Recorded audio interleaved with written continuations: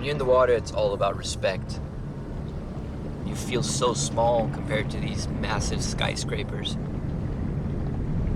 You know the dangers that are involved. You know that you're scared. But at the same time, you're really comfortable. It's what you like to do, is to be on the edge.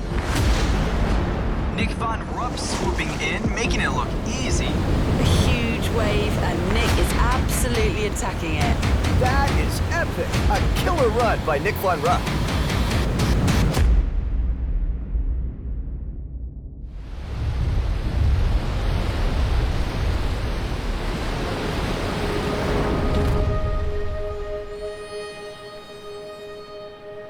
Nazaré is really on the pinnacle of extreme sports. It's a dangerous place. You gotta be careful. I was just a regular kid. I grew up scared of the oceans. I've always, tried to overcome those uncomfortable situations.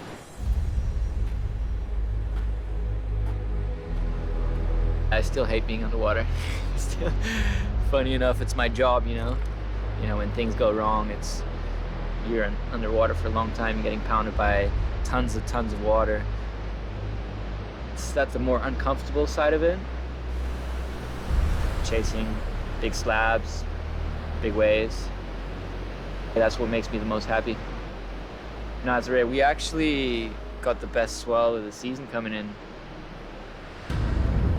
December of 2014. A bunch of big wave surfers gathered who surfed the swell. And I remember that first moment, and I still get shivers from it. There was 15-meter waves coming through, and it was like a battlefield. I was so scared, I didn't want to jump off the ski.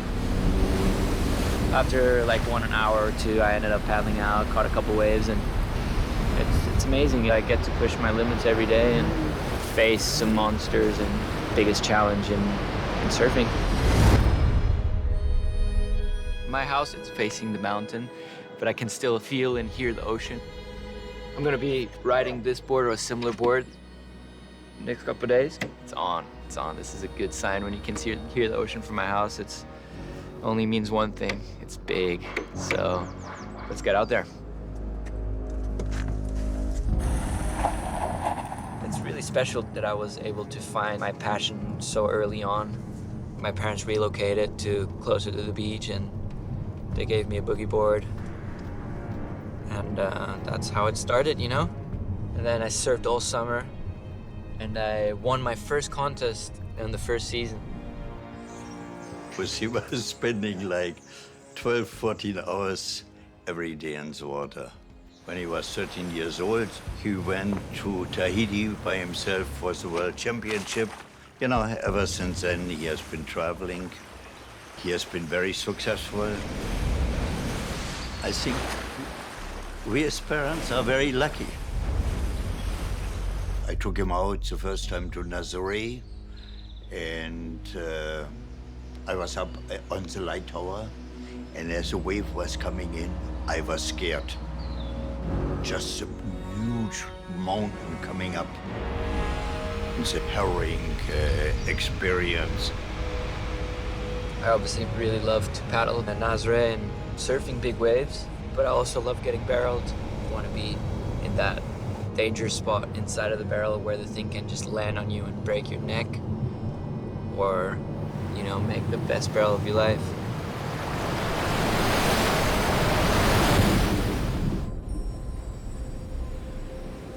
It looks pretty incredible right now. This is the biggest and the most perfect I've seen in a long time.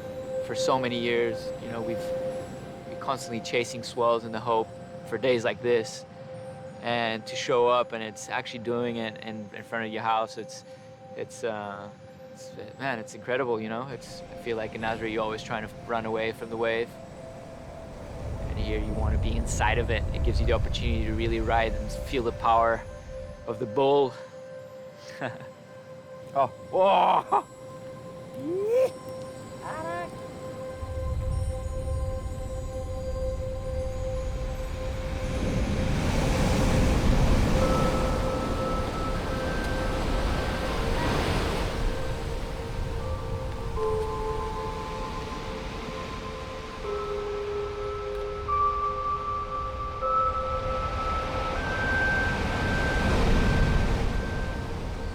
is proof of the power of the ocean right here.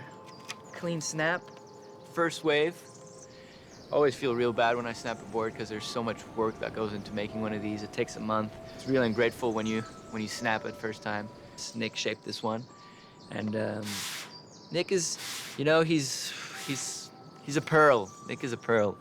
He puts a lot of love into making one of these boards. For me, he is one of the best shapers in Europe and up there with the best in the world, 100%.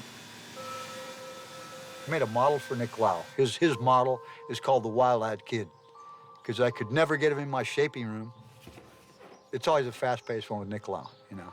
A surfer, he's insane. He's full bore. He's very concentrated, very focused. He picks something like he says, I'm gonna concentrate and focus on this and get it done, he'll get it done.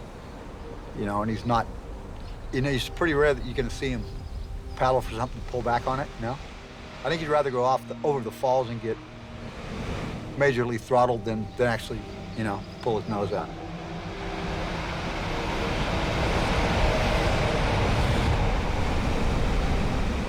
When you're out there and paddling for a wave, there's no feeling, there's no thought. It's just action. You know, paddling into a huge wave. If you would be thinking about it, if you would be feeling it, you wouldn't do it.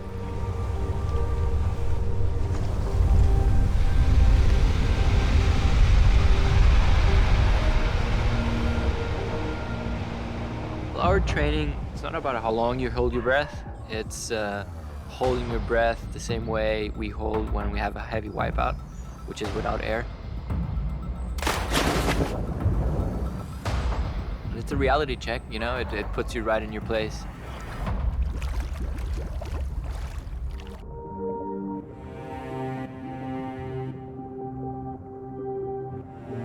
It reminds you that we're only human and we eventually run out of air.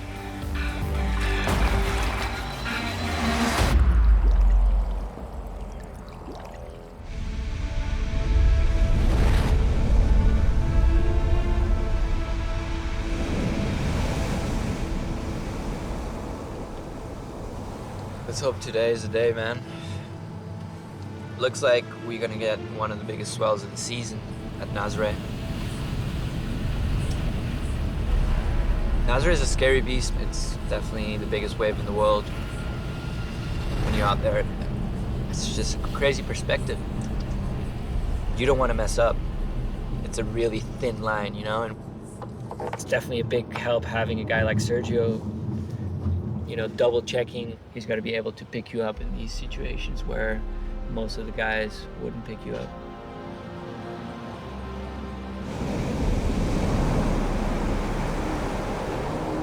We're heading out. The swell's filling in. A couple solid hours to get get the one, hopefully.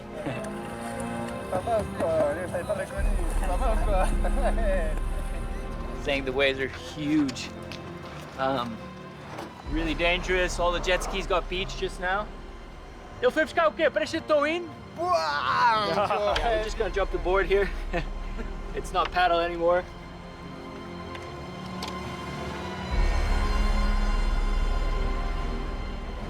When we were going out, everyone was going in. One of the boys thought it was funny to say, "You better not fall. If not, it's gonna be the fall of death." And that, you know, even though it's a joke, it's still in the back of your head all the time when you're out there.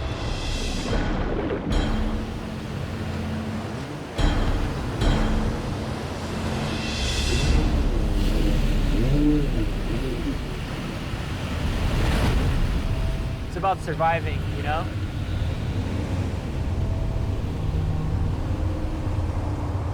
It's a deeper feeling, it's not a thought.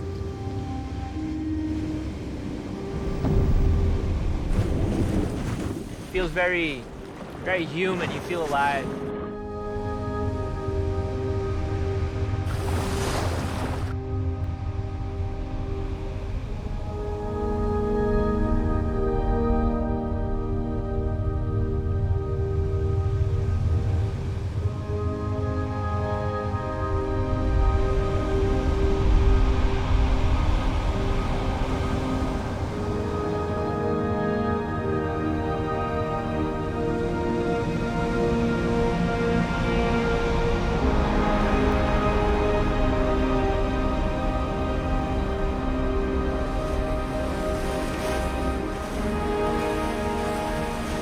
it because you love it. Do it because you love being in the ocean with your friends, enjoying nature. There's a lot of kids these days with surfing growing so much that are doing it for the wrong reasons. Learn to love it and have fun. That's the most important. Everything else will follow.